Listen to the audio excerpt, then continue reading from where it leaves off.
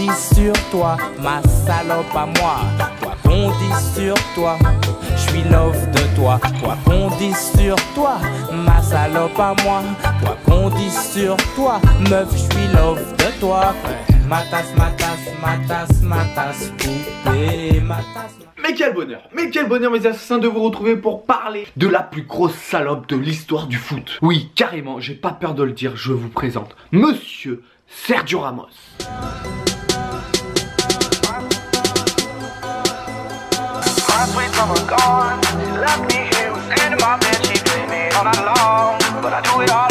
C'est bizarre, je te sens sceptique, mais quand tu verras tout ce que je t'ai montré, tu vas être d'accord avec moi. Tu crois que je viens sans munitions, toi? Quand je dis la plus grosse salope de l'histoire, bien sûr, je fais référence à ses tacles, enfin plutôt attentat, ou assassinat, ou même son attitude sur et en dehors du terrain, devant ou derrière l'arbitre, envers ses propres coéquipiers ou ses ennemis jurés. C'est ce qui nous fait aimer ou détester Sergio Ramos. Tu pourras constater qu'il a assassiné que des grands joueurs. Dans cette vidéo, tu vas voir le côté sombre, le côté noir de Sergio Ramos. Hop, j'en dis pas plus, on se retrouve en fin de vidéo. Tu te doutes bien que ses principales victimes sont des joueurs du Barça. Bah oui, l'ennemi juré. Première victime, Monsieur Ronaldinho.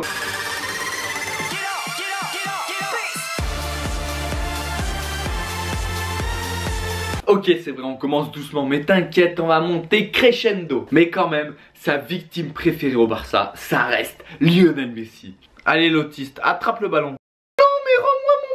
Ne dit-on pas qui aime bien châtie bien? Ce proverbe qui tient son origine d'un philosophe de l'ancienne Grèce qui admet l'option aimer et battre sont qu'une même chose. C'est beau, non? Mais le problème c'est que là c'est plus de l'amour, c'est du porno. What they did in Spain 25 years ago. Look, it's hard to say whether he intended to hurt Messi, but non mais c'est plus possible.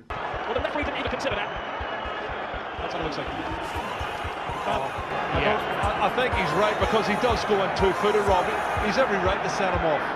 That's a two-footed. That's a really right. À peine il voit un maillot blaugrana, il devient fou.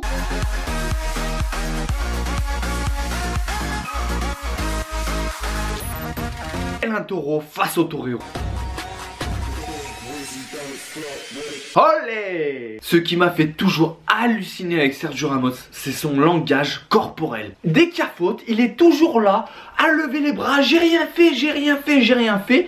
Et quand l'arbitre siffle, par contre, c'est le premier à aller râler derrière l'arbitre. Oh, c'est insupportable! Moi, ça m'insupporte. Les joueurs qui font que passer leur temps à râler après l'arbitre. Putain, il a pris sa décision, il reviendra jamais derrière. Tu te demandes comment, après tant d'années, il a pas envoyé Messi à l'hôpital. Bien sûr, on reste du côté du Barça. Sa nouvelle victime s'appelle Monsieur Suarez.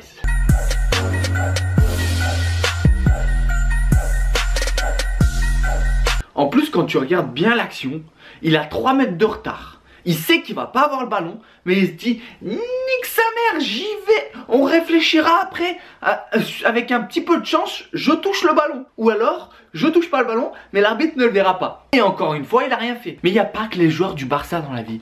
Au fil des années, il a créé une alchimie avec un joueur qui lui a un peu plus de répondant physique. En plus, c'est son voisin, qui je pense est aussi taré que lui. Tu l'as reconnu quand même. Monsieur Diego Costa. Comme je t'ai dit, au fil des années, ils n'ont pas arrêté de se chercher ces deux-là. Ah, c'était chien et chat, c'était un truc de fou. Bite et cul, à toi de voir qui est qui. Alors là, tu vas voir que du côté de Sergio Ramos, d'accord? Mais t'inquiète pas, Diego Costa, il est pas en reste. C'est une salope aussi. Mais on en reparle en fin de vidéo, reste bien jusqu'à la fin. Ils ont des caractéristiques similaires les deux. Ils adorent le contact. Bah oui, bien sûr. Quand tu vas au duel à la tête, eh ben, tu sautes et tu déploies tes ailes. Ce mec, il a trop regardé RMC Découverte, hein, pour bien mettre un coup de coude dans la gueule de ton adversaire. Ramos, sa spécialité, sa marque de fabrique, j'ai envie de te dire, il a créé une marque, c'est les petits coups en scred, tu vois, derrière l'arbitre, tranquille. Non mais là j'ai pas tout mis, je t'assure. Parce que les deux c'est des grands malades. Ils se marchent dessus, ils se crachent dessus. Ah, ils se mettent des coups de coude. Ah, c'est des vrais sadomaso. Ah bah oui, on se rappelle tous de cette action. Mais pour moi, c'est pas une action volontaire. Il a pas vraiment voulu faire ça en fait. Il est emporté par son élan. Il a pas le temps d'enlever le bras. Non, bah ça va très vite. Voilà, il a pas eu le temps. Et franchement, pour moi, il a pas fait exprès, c'est involontaire. Mais tu te rends compte, même quand il fait pas exprès, il arrive à faire une faute et à faire mal. C'est ça le truc de fou en fait. Voilà, c'est l'exemple même, tu sais, des petites agressions qu'il fait, tu vois, les petites fautes qu'il fait qui avantagent toujours son équipe. Comme là, par exemple, Mohamed Salah est sorti du match, donc ça use l'adversaire. Psychologiquement, l'adversaire, il se dit putain, on a plus Salah. Bon bah ça va être compliqué, faut être très fort mentalement pour jouer contre Ramos. Mais attention, ça use pas que l'adversaire, ça use aussi ses propres coéquipiers. Regarde par exemple, là on est à l'entraînement avec un jeune du centre de formation du Real Madrid. Le jeune a à peine effleuré Sergio Ramos dans un petit jeu à la main.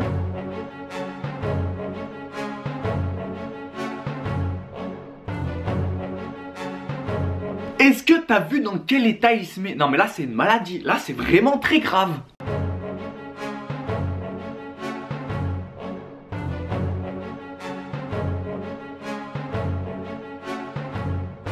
Alors t'as vu comment il est avec ses coéquipiers d'entraînement? Imagine ses coéquipiers en sélection, mais il en a strictement rien à foutre.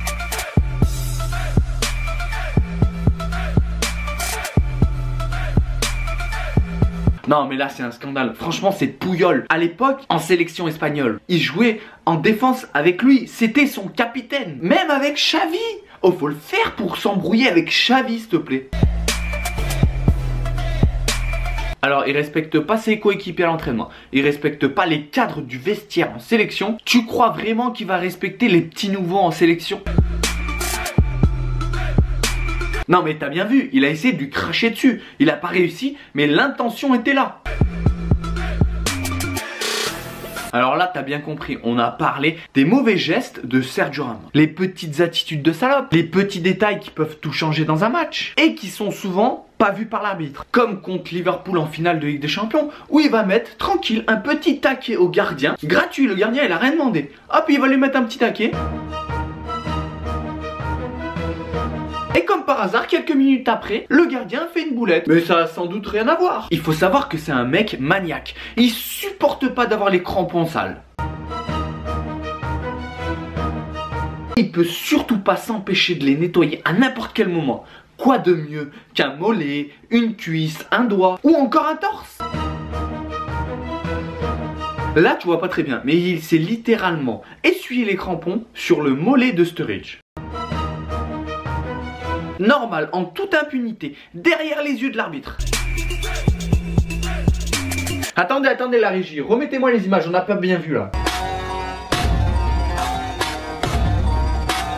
Oui, je confirme, la victime a bien été égorgée. Non mais c'est quand même un joueur fair play. Tu vois, quand il y a un de ses coéquipiers ou un adversaire qui est par terre, ben il fait tout pour envoyer le ballon en touche, pour qu'il puisse se faire soigner.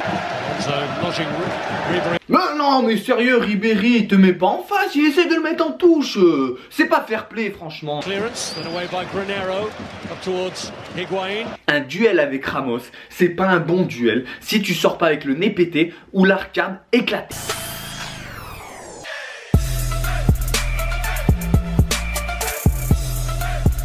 Tel un requin, il est attiré par l'odeur du sang. Throws his arm. He knows exactly what he's doing in this situation. There's no need. The game's 0-0. He has to be banned and banned for a long time. Alors t'as bien compris. Lui, il a le droit de faire tout ce qu'il veut. Mais par contre, dès que t'as le malheur de lui titiller un peu les chevilles, il est vraiment pas content.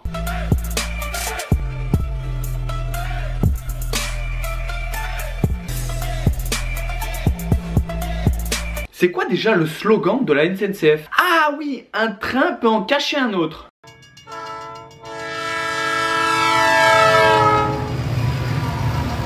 Bon, ok, je me suis amusé à le critiquer. Mais il faut aussi dire que ces 4-5 dernières années, c'est le meilleur défenseur central du monde. Même si c'est vrai qu'en ce moment, il est moins bien. Comme je t'ai dit en début de vidéo, là, c'est Sergio Ramos qui a humilié tout le monde. Mais Sergio Ramos, t'inquiète pas, il s'est fait aussi marcher dessus, humilié. T'inquiète pas, il s'est fait victimiser aussi. Ça a été une grosse victime aussi. Je peux vous dire que cette vidéo, elle est exceptionnelle. Mais l'autre qui arrive, elle est...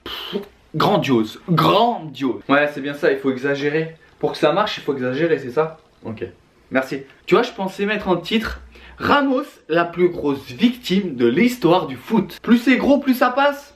Ok. Si tu veux qu'un jour cette vidéo elle sorte, il faut que tu me pètes la barre des likes. Allez, je t'invite à aller faire un tour dans la description, à rejoindre tous les criminels sur mes réseaux sociaux au nom de Raphaël Show, d'activer la cloche pour ne rien manquer de mon actualité. Mais surtout, tu as l'obligation de t'abonner, partager, commenter et liker cette vidéo. C'était Raphaël pour vous servir. Restez branchés. On est ensemble, mes assassins. Et faites-moi rêver. Je suis abonné.